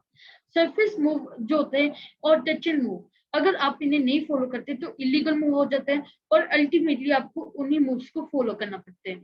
तो इसलिए आप ध्यान से खेलें और अगर आपको कोई पीस को सही करना तो एडजस्ट बोलें। आपको सबसे पहले सोचना है कि आपको कहीं पर रखना है या नहीं, और आप कई बार पीस को रखने लगते हो, ठीक है, अगर तो आपके पास अनलिमिटेड टाइम है फिर तो आप पहले सोचो, आप हाथ में पकड़ कर रखो कि हाँ यार मैं यहाँ पर पीस रखना चाहता हूँ या फिर मैं कहीं और पीस रखना चाहता हूँ। यानी कि मान लीजिए मेरा ओपोनेंट है, उसके पास अब ये यहाँ पर भी रख सकते हैं और यहाँ पर भी, बट ये डिपेंड करता है कि आप अगर तो पकड़ कर रखते हो फिर तो आप यहाँ पर भी ले सकते हो यहाँ पर भी, बट अगर आपने एक बार रख दिया तो उसके बाद वो मूव फाइनलाइज हो जाता है। अब उसके बाद हमारे पास ये कुछ तरह के टर्म्स होते हैं। गौतम जी ये बताएंगे कि मूव के लिए टाइम कितना होता है? पर मूव के लिए कोई भी टाइम लिमिटेड नहीं होता क्योंकि ये 1 मिनट होता है कि 2 मिनट होता है कि 1.5 मिनट होता है? वैसे तो हमारे पास जो पर मूव्स होते हैं, क्योंकि जो हम टेस्ट खेलते हैं वो ना जब हम वहां पर खेलते हैं डिस्ट्रिक्ट में या जोन में, वैसे तो वो कह देते कि ये अनलिमिटेड टाइम का है, बट आप ये याद रखिए कि वहां पर हमारे पास 30 मिनट्स का होते हैं, ठीक है, यानी कि पूरी टोटल गेम के लिए आपके पास 30 मिनट्स होते हैं और 30 मिनट में गेम को खत्म करना होता है मतलब? हाँ जी, 30 उसके लिए मिनट मूव है जितने भी उसके हिसाब से, मान लीजिए एक ने मूव कर दिया दूसरा कर ही नहीं रहा है तो फिर वो गेम कैसे चलती है? उसका टाइम होता होगा ना, टाइमर टाइमर टाइमर। वैसे तो हमारे पास ये डिस्ट्रिक्ट और जोन जो मैचेस होते हैं इनमें टाइमर्स नहीं अवेलेबल होते हैं। जो टाइमर्स होते हैं वो सिर्फ इंटरनेशनल मैचेस जो होते हैं, जो कि आप कई बार आप आउटसाइड जाते हैं तो वहां पर खेल कर आते हैं, जिसमें संगरूर गया था तो वहां पर टाइम था, वहां पर भी टाइमर लगा हुआ था तो आपको टाइमर दिया होता है। अगर मान लीजिए बाय चांस आपके पास वहां पर टाइमर आ जाता है जोन में या डिस्ट्रिक्ट में, तो आपको सबसे पहले तो अगर तो वो हाफ एन आवर का है फिर तो आप आसानी से आराम से वो गेम खेल सकते हैं, क्योंकि ज्यादातर नॉर्मली जो गेम्स होते हैं वो आधे घंटे के ही होते हैं। अगर आपके पास 5 मिनट के गेम होते हैं, 5 मिनट के गेम को कहते हैं ब्लिट्स, या फिर आप बुलेट गेम खेल रहे जिसे कि 1 मिनट का कहते हैं, या फिर रैपिड गेम खेल रहे जिसे कि 10 मिनट का कहते हैं। तो इन गेम्स में आपको क्या नोट करना होता है कि मान लीजिए मैंने अपने राइट हैंड से किंग को पकड़ा और फिर मैंने चल दिया, तो मैं राइट हैंड से ही अपना जो टाइमर है उस पर क्लिक करूंगा। अगर आपने लेफ्ट हैंड से, आप ऐसा नहीं कर सकते कि लेफ्ट हैंड से आप पिंस को रख रहे हो और राइट हैंड से आप टाइमर को क्लिक कर रहे हो, ये इलीगल मूव होता है। और पर मूव जो होते हैं वैसे पर मूव के लिए अनलिमिटेड टाइम होता है क्योंकि वहां पर कोई टाइम नहीं देते, बट अगर कोई प्लेयर है वो आपको 3 या 4 मिनट या फिर उससे ज्यादा ले रहा है तो आप आर्बिटर यानी कि जो रेफरी होता है आर्बिटर, आप उसे बुला सकते हैं, एक्सक्यूज मी आर्बिटर, फिर उसे आप बता सकते हो कि इसे अभी तक ये मूव नहीं चला है, तो उस मुताबिक उस जो ओपनिंग था आपको उसको चलना पड़ेगा। जो गेम में कैसे डिसाइड करते हैं फिर ये गेम एंड होगी, चेकमेट ही नहीं होगा अगर आधे घंटे में? फिर अगर कैसे ये वैसे तो आपका जो गेम है ठीक है वो आधे घंटे की होती है, बट वहां पर कोई भी स्पेसिफाइड नहीं होता, इसलिए अगर आप आधे घंटे से ज्यादा भी कर देते तो कोई बात नहीं, बट अगर आपको 1 घंटा हो गया, 1 घंटा हो गया और अभी तक नहीं जीते आप, ठीक है, तो वो वहां पर क्या करेंगे, आपके जो पीसीज है, ठीक है, हर पीस का एक पॉइंट होता है, ठीक है, जैसे एक पॉन का जो पॉइंट होता है, मैं आपको पॉन दिखाता हूँ। सो मैं यहाँ पर एक स्क्रीन पर यहाँ पर आ चुका हूँ। तो ये जो पॉन है इसका पॉइंट होता है 1, इसे 1 पॉइंट मिलते हैं। अगर आपने एक पॉन को काटा है तो आपको 1 पॉइंट मिल जाएगा। अगर आपने रुक को काटा है तो रुक क्योंकि काफी ज्यादा वैल्यूएबल मानते हैं तो इसे 5 पॉइंट्स मिलते हैं।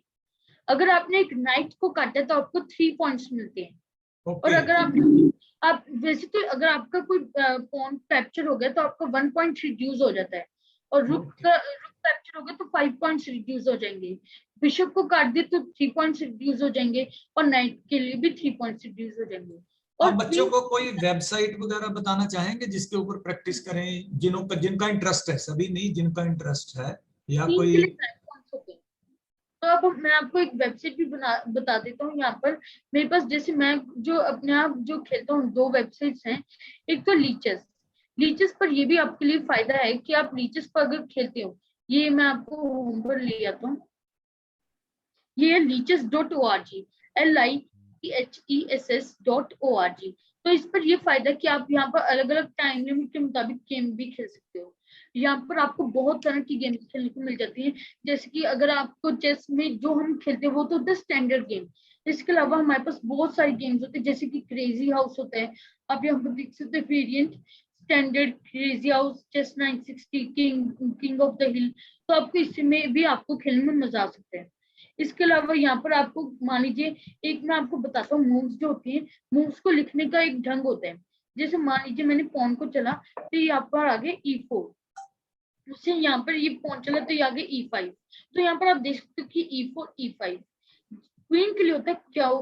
फिर आपके पास जहाँ पर ये चला F, फिर यहाँ पर 3, तो QF3।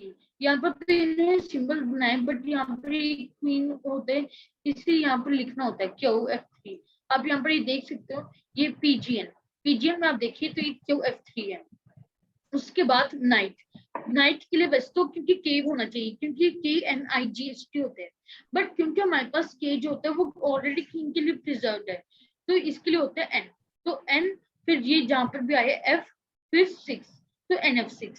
उसके बाद मान लीजिए बिशप चला, तो बिशप BC4, तो BC4। ठीक है। अब हमारे पास मान लीजिए यहाँ पर चलता है किंग के लिए होता है K, तो KE7, यानी कि जहां पर भी चला KE7। अब मान लीजिए यहाँ पर ये आ चुका नाइट में चला, यहाँ पर नाइट के लिए आ जाएगा NE, फिर 2, तो NE2 यहाँ पर आप देख सकते हो। फिर मेरे जो ओपोनेंट है उसने पॉन को चला, तो पॉन के लिए हम कोई भी डी हम यहाँ पर नोट नहीं करते, तो हम D6 डायरेक्टली लिख देंगे। यहाँ पर D, तो D और फिर 6, D6। उसके बाद हमारे पास मान लीजिए मैंने चल दिया 9, फिर आ जाएगा NC और ये 3। अब यहाँ पर आपको एक बात नोट करनी है, ये जो मूव था ना आपने ये जो देखा भी, ठीक है, मैं आपको ये दिखाता हूँ। ये जो आपके पास ये मूव था, मैं एनोटेट करके आपको बताता हूँ। ये मूव, ये नाइट भी चल सकता था यहाँ पर, और ये नाइट भी यहाँ पर चल सकता था, या फिर आप ऐसे तो फिर यहाँ पर ये जो नाइट है, ये दोनों नाइट से मूव चल सकते हैं।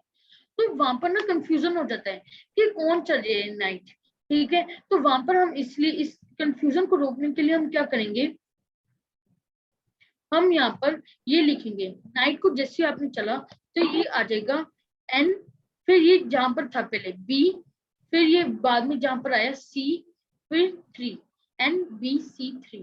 उसी तरह मान लीजिए अगर कोई 2 नाइट्स है, वो यहाँ पर तो जैसे सेम वो अलग अलग रैंक्स पर थे, बट सेम फाइल पर जाना चाहते थे, तो हमने जो रैंक है वो डिनोट किया। अगर वो सेम फाइल पर है और वो एक अलग अलग अगर वो डिफरेंट फाइल्स पर हैं बट सेम रैंक्स पर जाना चाहते हैं, तो उसके लिए भी अलग होता है। जैसे मैं आपको कुछ करके दिखाता हूँ मूव्स, ये मैं थोड़ी सी रैंडम मूव्स चलने वाला हूँ। उसके मान लीजिए यहाँ पर आ गया, यहाँ पर आ गया, उसके बाद चेक हो गया तो ये यहाँ पर आ गया। अब मैं यहाँ पर आ चुका।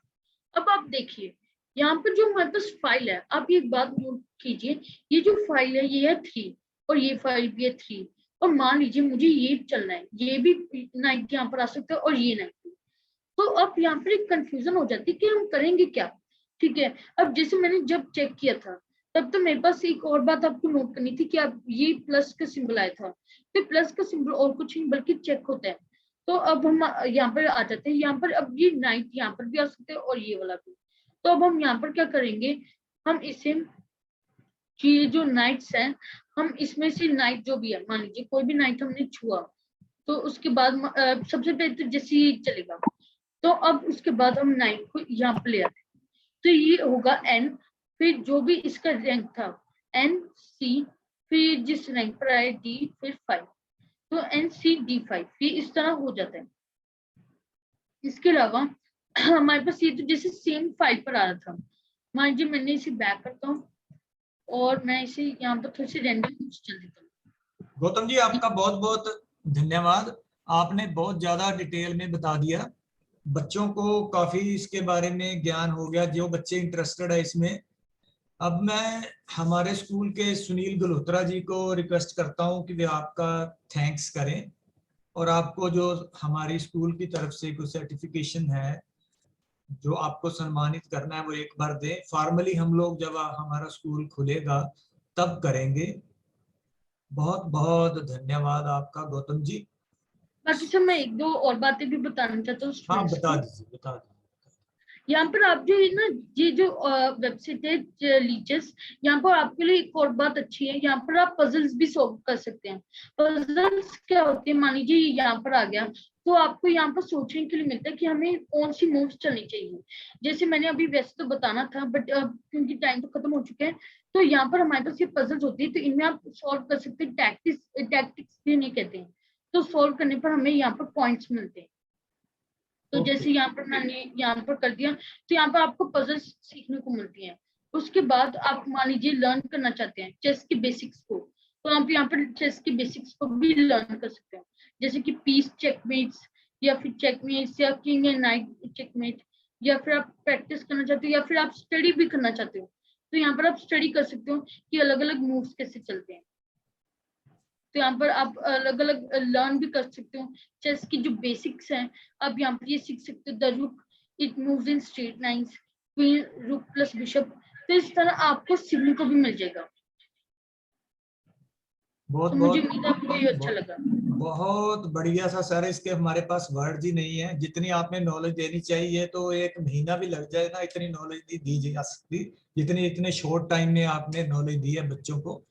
ये एक्चुअली प्रॉब्लम क्या होती है कि ये माइंड गेम है, और जो दूसरी गेम है लूडो वगैरह ये अलग गेम है, इसके ऊपर दिमाग लगाना पड़ता है, वो मनोरंजन वाली उतनी नहीं, दिमागी गेम है ये, और इसका फायदा भी होता है, लाइफ के साथ रिलेटेड होती है ये। लाइफ को समझने में चेस की हेल्प से बहुत मदद मिलती है, क्योंकि चेस को वही अच्छे ढंग से खेल सकता है जो कंफर्टेबल है, साइकोलॉजिकली प्रेशर में नहीं है, जो प्रेशर में आ जाएगा गेम नहीं खेलेगा। तो आपने बहुत ही अच्छा किया है, इसके लिए हम आपके बहुत शुक्रिया गुजार हैं। और मैं रिक्वेस्ट करता हूँ सुनील गल्होत्रा जी से, अगर मेरी आवाज सुन रहे हैं तो इनका फॉर्मली आप इनका थैंक्स कीजिए। सुनील जी, यस सुनील गल्होत्रा जी। अगर सुनील जी नहीं है, अभी कहीं बैठे हुए हैं, तो संजीव आहूजा जी, संजीव आहूजा जी से मैं रिक्वेस्ट करूंगा कि वो, संजीव आहूजा जी ये कहीं गए हुए हैं क्या? जी सर। हाँ जी संजीव आहूजा जी, इन्हों का सर ਆਪਾਂ ਫਾਰਮਲੀ ਥੈਂਕਸ ਕਰਨਾ ਹੈਗਾ, ਤੇ ਇੱਕ ਇਹਨਾਂ ਨੇ ਉਹ ਆਪਾਂ ਸਰਟੀਫਿਕੇਟ ਆਪਣੇ ਸਕੂਲ ਵੱਲੋਂ ਦੇਣਾ ਹੈ, ਉਹ ਗਲੋਤਰਾ ਜੀ ਮੇਰੇ ਖਿਆਲ ਵਿੱਚੋਂ ਚਲੇ ਗਏ, ਉਹ ਆਪਾਂ ਇਹਨਾਂ ਨੂੰ ਦੇਣਾ ਹੈਗਾ, ਤੇ ਤੁਸੀਂ ਫਾਰਮਲੀ ਇਹਨਾਂ ਦਾ ਥੈਂਕਸ ਕਰੋ ਸਕੂਲ ਵੱਲੋਂ, ਆਪਣੀ ਮੈਨੇਜਿੰਗ ਕਮੇਟੀ ਵੱਲੋਂ, ਆਪਣੀ ਐਸਐਮਸੀ ਵੱਲੋਂ। ਹਾਂਜੀ ਆਵਾਜ਼ ਆ ਰਹੀ ਹੈ ਬਾਬਾ ਜੀ? Hello hello. हाँ जी आ रही है गलोत्रा जी, पहले ਤੁਹਾਡਾ ਇੱਧਰ ਹੋ ਗਿਆ, ਫਿਰ ਮੈਂ ਚਲੋ ਦੇਖੋ ਸਰ, ਦੇਖੋ ਤੁਸੀਂ ਫਿਰ ਸੁਨੀਲ ਜੀ ਸ਼ੇਅਰ ਕਰਦੇ ਆ ਜੀ ਫਿਰ। ਹਾਂਜੀ ਹਾਂਜੀ ਬਿਲकुल ਹਾਂ श्योर। ਹੁਣ ਹੁਜਾ ਜੀ ਆ ਗਏ ਵਿੱਚ। ਹਾਂਜੀ सुनील जी बोल रहे हैं? ਚਲੋ ਸੁਨੀਲ ਜੀ। ਹੁਜਾ ਜੀ हाँ ਤੁਸੀਂ जी, ਬੋਲੋ। सुनील जी ਤੁਸੀਂ काइंडली प्रोसीड करो। ਠੀਕ ਹੈ ਸਰ। ਗੌਤਮ ਜੀ ਤੁਹਾਡਾ ਬਹੁਤ ਬਹੁਤ ਥੈਂਕਸ, ਅੱਜ ਤੁਸੀਂ ਬੜੀ ਵਧੀਆ ਜਾਣਕਾਰੀ ਦਿੱਤੀ ਸਾਡੇ ਸਟੂਡੈਂਟਸ ਨੂੰ, ਔਰ ਸਟੂਡੈਂਟਸ ਵੀ ਕਾਫੀ ਹੈਪੀ ਮੈਨੂੰ ਲੱਗੇ, ਬੜਾ ਉਹਨਾਂ ਦੇ ਜੋ ਫੇਸ ਐਕਸਪ੍ਰੈਸ਼ਨਸ ਹੈ ਬੜੇ ਆਰਾਮ ਨਾਲ ਸਿੱਖ ਰਹੇ ਸੀ ਚੀਜ਼ਾਂ ਨੂੰ। ਤਾਂ ਵੀ ਹੋਪ ਕਿ ਅੱਗੇ ਵੀ ਕੰਟੀਨਿਊ ਸੀ ਇਦਾਂ ਹੀ ਰੱਖਾਂਗੇ। ਕੱਲ ਆਪਣਾ ਬੇਟਾ ਨੈਕਸਟ ਕਲਾਸ ਹੈ ਜੋ ਤੁਹਾਡੀ ਕੱਲ, ਉਹਦੇ 'ਚ ਆਪਾਂ ਵੀਡੀਓ ਐਡੀਟਿੰਗ ਬਾਰੇ ਜਾਂ ਜਿਹੜੇ ਆਪਣੇ ਆਪਾਂ ਪੋਸਟਰਸ ਵਗੈਰਾ ਬਣਾਉਂਦੇ ਆ ਉਹਦੇ ਬਾਰੇ ਹੈ ਕੱਲ, ਉਹ ਵੀ ਕਾਫੀ ਇੰਟਰਸਟਿੰਗ ਰਹੇਗਾ ਆਪਣਾ ਸੈਸ਼ਨ। ਤਾਂ ਕੱਲ ਵੀ ਟਾਈਮ ਤੇ ਤੁਸੀਂ ਸਾਰਿਆਂ ਨੇ ਜੁਆਇਨ ਕਰਨਾ ਹੈ। ਤੇ ਅੱਜ ਅਸੀਂ ਇਹਨਾਂ ਦਾ ਵਿਸ਼ੇਸ਼ ਧੰਨਵਾਦ ਕਰਦੇ ਹਾਂ ਵੀ ਇਹਨਾਂ ਨੇ ਆਪਣਾ ਟਾਈਮ ਕੱਢਿਆ ਔਰ ਤੁਹਾਨੂੰ ਇੱਕ ਨਵੀਂ ਚੀਜ਼ ਸਿਖਾਈ। ਸਾਡੇ ਕੋਲ ਬੜੀਆਂ ਸਾਰੀਆਂ ਚੀਜ਼ਾਂ ਬੜੀਆਂ ਕਾਮਨ ਜੀ ਹੈ, ਪੇਂਟਿੰਗ ਹੈ ਹਨਾ, ਜਿਹੜੀ ਤੁਸੀਂ ਆਮ ਤੌਰ ਤੇ ਕਰਦੇ ਹੋ ਗਰਲਸ, ਜਾਂ ਜਿਵੇਂ ਡਾਂਸ ਹੈ, ਗਿੱਧਾ ਹੈ, ਤੁਸੀਂ ਉਹ ਬੜੀਆਂ ਚੀਜ਼ਾਂ ਆਰਾਮ ਨਾਲ ਕਰਦੇ ਹੋ। ਜਿਵੇਂ ਕੱਲ ਵੀ ਆਪਾਂ ਕਲਾਸ ਲਾਈ ਸੀ, ਉਹ ਭੰਗੜਾ ਸੀ, ਉਹ ਅਲੱਗ ਤੋਂ ਸੀ। ਅਸੀਂ ਚੀਜ਼ਾਂ ਉਹੀ ਸਿਲੈਕਟ ਕੀਤੀਆਂ ਜਿਹੜੀਆਂ ਤੁਸੀਂ ਪਹਿਲੇ ਕਦੇ ਨਹੀਂ ਟਰਾਈ ਕੀਤੀਆਂ।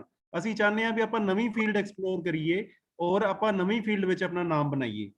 ਠੀਕ ਹੈ। ਔਰ ਮੈਂ ਪ੍ਰਿੰਸੀਪਲ ਸਰ ਵੱਲੋਂ, ਆਪਣੇ ਸਮੂਹ ਸਟਾਫ ਵੱਲੋਂ ਗੌਤਮ ਜੀ ਦਾ ਬਹੁਤ ਬਹੁਤ ਧੰਨਵਾਦ ਵੀ ਇਹਨਾਂ ਨੇ ਟਾਈਮ ਕੱਢ ਕੇ ਤੁਹਾਨੂੰ ਨਵੀਂ ਜਾਣਕਾਰੀ ਜਿਹੜੀ ਹੈ ਉਪਲਬਧ ਕਰਾਈ ਹੈ। ਇਸ ਤੋਂ ਬਾਅਦ ਆਪਾਂ ਅੱਗੇ ਕੰਟੀਨਿਊ ਇਹਨੂੰ ਰੱਖਾਂਗੇ। ਜਦੋਂ ਆਪਣੇ ਸਕੂਲ ਖੁੱਲਣਗੇ ਉਦੋਂ ਵੀ ਆਪਾਂ ਕੋਚਿੰਗ ਦਾ ਕੁਝ ਹੋਰ ਇਦਾਂ ਦਾ ਪ੍ਰਬੰਧ ਕਰਾਂਗੇ ਕਿ ਤੁਸੀਂ ਲਾਈਵ ਜਿਹੜਾ ਹੈ ਉਹ ਚੈਸ ਨੂੰ ਖੇਡ ਸਕੋ ਤੇ ਆਪਣਾ ਅੱਗੇ ਆਪਾਂ ਫਿਊਚਰ ਇਹਦੇ ਚ ਆਪਣਾ ਬਣਾ ਸਕੀਏ। ਸਰ Thank ਉਹ you. ਸਰਟੀਫਿਕੇਟ ਵੀ ਸ਼ੇਅਰ ਕਰ ਹਾਂਜੀ ਦਿਓ। ਮੈਂ ਉਹ ਕਰ ਰਿਹਾ ਜੀ, ਸ਼ੇਅਰ ਕਰ ਰਿਹਾ। ਹਾਂਜੀ ਹਾਂਜੀ, ਜੇ ਗਰਗ ਸਾਹਿਬ ਹੈਗੇ ਆ ਤਾਂ ਵਿੱਚ ਗਰਗ ਸਾਹਿਬ ਵੀ ਆਪਦੇ ਆਪ ਨੂੰ, ਸੰਜੀਵ ਗਰਗ ਜੀ। ਇਹ ਸੰਜੀਵ ਕੁਮਾਰ ਜੀ ਮੇਰੇ ਬੜੇ ਪਿਆਰੇ ਮਿੱਤਰ ਵੀ ਨੇ। ਉਹਨਾਂ ਨੂੰ ਅਸੀਂ ਸਨਮਾਨਿਤ ਕਰ ਰਹੇ ਹਾਂ। ਹੈਡਮਾਸਟਰ ਨੇ ਅੱਜ ਕੱਲ ਬਠਿੰਡਾ ਡਿਸਟ੍ਰਿਕਟ ਵਿੱਚ। ਸਰ ਬਹੁਤ ਬਹੁਤ ਧੰਨਵਾਦ ਵੀ ਤੁਸੀਂ ਇਹਨਾਂ ਨੂੰ ਇਨਸਪਾਇਰ ਕੀਤਾ ਤਾਂ ਕਿ ਗੌਤਮ ਜੀ ਆ ਕੇ ਸਾਡੇ ਬੱਚਿਆਂ ਨੂੰ ਇਹ ਚੀਜ਼ਾਂ ਦੱਸ ਸਕਣ। ਤਾਂ ਸਕੂਲ ਵੱਲੋਂ ਇਹ ਸਰਟੀਫਿਕੇਟ ਤੁਹਾਨੂੰ ਵੈਸੇ ਵੀ ਅਸੀਂ ਬਣਾ ਕੇ ਵੀ ਭੇਜਾਂਗੇ, ਹਾਰਡ ਕਾਪੀ ਵੀ, ਬਟ ਇੱਕ ਵਾਰੀ ਸੌਫਟ ਕਾਪੀ ਜਿਹੜੀ ਅਸੀਂ ਤੁਹਾਡੇ ਨਾਲ ਸ਼ੇਅਰ ਕਰ ਰਹੇ ਹਾਂ। ਔਰ ਸਾਨੂੰ ਬੜਾ ਮਾਣ ਮਹਿਸੂਸ ਹੋ ਰਿਹਾ ਹੈ ਵੀ ਅਸੀਂ ਤੁਹਾਡੀ ਵਰਗੀ ਸ਼ਖਸੀਅਤ ਨੂੰ ਅੱਜ ਸਕੂਲ ਵੱਲੋਂ ਸਨਮਾਨਿਤ ਕਰ ਰਹੇ ਹਾਂ। Thank you everyone.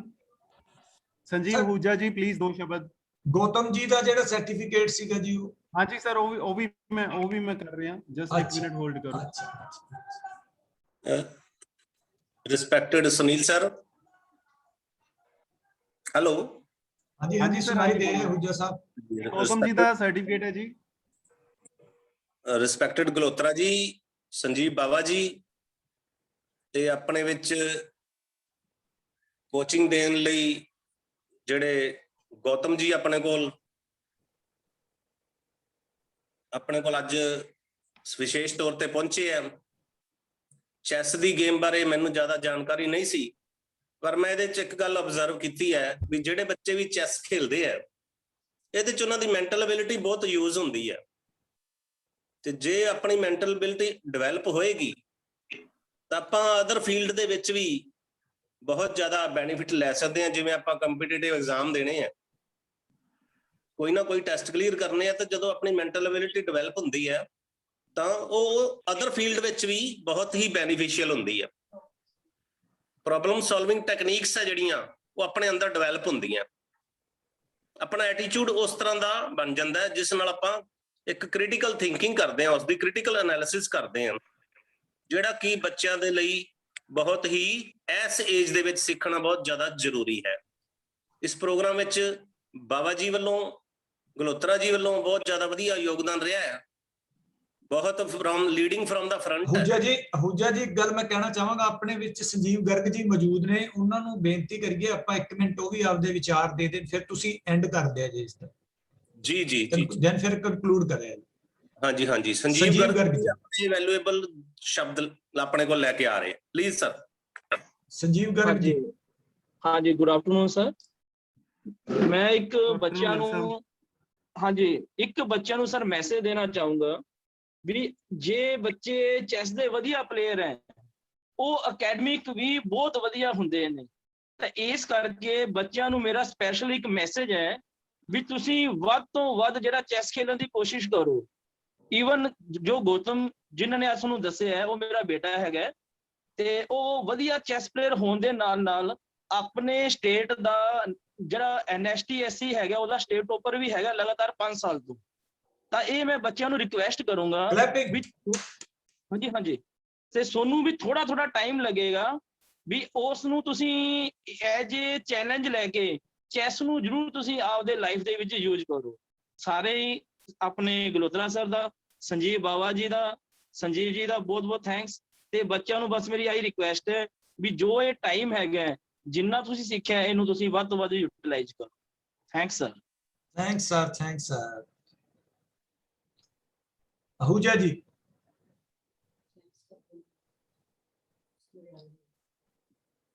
Respected Sunil Galotra ਜੀ, ਸੰਜੀਵ ਬਾਵਾ ਜੀ, ਆਪਣੇ ਵਿੱਚ ਚੈਸ ਦੇ ਜਿਹੜੇ ਨੈਸ਼ਨਲ ਪਲੇਅਰ ਹੈ ਬੇਟਾ ਆਪਣਾ, ਤੇ ਉਹਨਾਂ ਦੇ ਫਾਦਰ ਸਾਹਿਬ ਹੈ ਜਿਹੜੇ ਬਠਿੰਡਾ ਵਿੱਚ ਹੈਡਮਾਸਟਰ ਦੇ ਤੌਰ ਤੇ ਜੌਬ ਕਰ ਰਹੇ ਆ। ਪਹਿਲਾਂ ਤਾਂ ਇੱਥੇ ਵਿਸ਼ੇਸ਼ ਤੌਰ ਤੇ ਇਸ ਸਮਰ ਕੈਂਪ ਨੂੰ ਆਯੋਜਿਤ ਕਰਨ ਵਿੱਚ ਬਾਵਾ ਜੀ ਤੇ ਗਲੋਤਰਾ ਜੀ ਲੀਡਿੰਗ ਫਰਮ ਦਾ ਫਰੰਟ ਹੈ, ਜਿਵੇਂ ਮੈਂ ਕਹਿ ਰਿਹਾ, ਇਹਨਾਂ ਦਾ ਧੰਨਵਾਦ ਕਰਦੇ ਹਾਂ। ਤੇ ਬਠਿੰਡੇ ਤੋਂ ਸਪੈਸ਼ਲ ਨੈਸ਼ਨਲ ਪਲੇਅਰ ਆਪਣੇ ਕੋਲ ਮੌਜੂਦ ਹੋਣ ਤੇ ਆਪਣੇ ਬੱਚਿਆਂ ਨੂੰ ਚੈਸ ਦੀ ਗਾਈਡੈਂਸ ਦੇਣ, ਇਸ ਤੋਂ ਵਧੀਆ ਕੀ ਹੋ ਸਕਦਾ ਸੀ। ਇਸ ਤਰ੍ਹਾਂ ਜਿਸ ਇਵੈਂਟ ਦੇ ਵਿੱਚ ਆਪਾਂ ਪ੍ਰੋਗਰਾਮ ਲੈ ਕੇ ਆ ਰਹੇ ਹਾਂ ਡੇ ਬਾਏ ਡੇ, ਉਹਦੇ ਵਿੱਚ ਆਪਾਂ ਕੋਈ ਨਾ ਕੋਈ ਐਕਸਪਰਟ ਬੁਲਾ ਰਹੇ ਹਾਂ ਜਿਹੜਾ ਕਿ ਬੱਚਿਆਂ ਲਈ ਬਹੁਤ ਹੀ ਬੈਨੀਫੀਸ਼ੀਅਲ ਹੈ। ਜਿਸ ਤਰ੍ਹਾਂ ਮੈਂ ਪਹਿਲਾਂ ਹੀ ਦੱਸਿਆ ਵੀ ਚੈਸ ਦੀ ਗੇਮ ਹੈ, ਇਹਦੇ ਨਾਲ ਆਪਣੀ ਬਹੁਤ ਜ਼ਿਆਦਾ ਵਧੀਆ ਮੈਂਟਲ ਐਬਿਲਿਟੀ ਡਿਵੈਲਪ ਹੁੰਦੀ ਹੈ, ਆਪਣੇ ਚ ਰੀਜ਼ਨਿੰਗ ਪਾਵਰਸ ਡਿਵੈਲਪ ਹੁੰਦੀਆਂ, ਥਿੰਕਿੰਗ ਡਿਵੈਲਪ ਹੁੰਦੀ ਹੈ। ਜਿਵੇਂ ਆਪਾਂ ਕੋਈ ਵੀ ਐਗਜ਼ਾਮ ਦੇਣਾ ਹੈ ਤੇ ਉਹਦੇ ਲਈ ਆਪਾਂ ਕਿਸੇ ਵੀ ਕੁਐਸਚਨ ਨੂੰ ਸੋਲਵ ਕਰਨਾ ਹੈ, ਕਿਸੇ ਵੀ ਬੁਝਾਰਤ ਨੂੰ ਹੱਲ ਕਰਨਾ, ਜਿਵੇਂ ਆਪਾਂ ਕਹਿ ਦਿੰਦੇ ਹਾਂ ਪੰਜਾਬੀ ਚ, ਤਾਂ ਆਪਣੇ ਅੰਦਰ ਜਿਹੜੀ ਦਿਮਾਗ ਦੇ ਵਿੱਚ ਸੋਚਣ ਸ਼ਕਤੀ ਆਪਣੀ ਡਿਵੈਲਪ ਹੁੰਦੀ ਹੈ। ਇਸ ਦੇ ਨਾਲ ਬੱਚਿਆਂ ਨੂੰ, ਕਿਉਂਕਿ ਬੱਚੇ ਘਰ ਬੈਠੇ ਹੈ, ਬੱਚੇ ਬਾਹਰ ਮੂਵ ਨਹੀਂ ਕਰ ਸਕਦੇ, ਇਸ ਤੋਂ ਵਧੀਆ ਕੀ ਹੋ ਸਕਦਾ ਵੀ ਇਹਨਾਂ ਦੇ ਸਮਰ ਕੈਂਪ ਦੇ ਵਿੱਚ ਇਹਨਾਂ ਦੇ ਕੋਈ ਨਾ ਕੋਈ ਪ੍ਰੋਗਰਾਮ ਆਯੋਜਿਤ ਹੋ ਰਹੇ ਹੈ ਜਿਹੜੇ ਕਿ ਬਹੁਤ ਹੀ ਬੈਨੀਫੀਸ਼ੀਅਲ ਹੈ ਬੱਚਿਆਂ ਲਈ। ਜਿਸ ਤਰ੍ਹਾਂ ਮੈਂ ਤੇ ਬਾਬਾ ਜੀ ਨੇ ਇਸ ਸਕੂਲ ਬਾਰੇ ਸੁਣਿਆ ਸੀ, ਇਸ ਨੂੰ ਜੁਆਇਨ ਕਰਨ ਤੋਂ ਬਾਅਦ ਅਸੀਂ ਉਹੀ ਸਾਰਾ ਕੁਝ ਦੇਖ ਰਹੇ ਹਾਂ, ਜਿਹੜਾ ਕੁਝ ਅਸੀਂ ਸੁਣਿਆ ਸੀ ਉਹ ਸਾਡੇ ਸਾਹਮਣੇ ਨਜ਼ਰ ਆ ਰਿਹਾ। ਵਾਕਿਆ ਹੀ ਸਕੂਲ ਦੇ ਵਿੱਚ ਆ ਕੇ ਸਾਨੂੰ ਬਹੁਤ ਅੱਛਾ ਲੱਗਿਆ ਤੇ ਅਸੀਂ ਆਉਣ ਵਾਲੇ ਸਮੇਂ ਵਿੱਚ ਵੀ ਸਕੂਲ ਦੀ ਡਿਵੈਲਪਮੈਂਟ ਵਿੱਚ, ਮੈਂ ਤੇ ਬਾਬਾ ਜੀ ਨੇ ਪਹਿਲਾਂ ਵੀ ਡਿਸਕਸ ਕੀਤਾ ਹੈ ਵੀ ਸਕੂਲ ਦੀ ਡਿਵੈਲਪਮੈਂਟ ਵਿੱਚ ਅਸੀਂ ਹਮੇਸ਼ਾ ਹੀ ਯੋਗਦਾਨ ਪਾਉਂਦੇ ਰਵਾਂਗੇ। Thank you very much. Thanks to all. Thank you everyone. Okay, sir. Thank you all.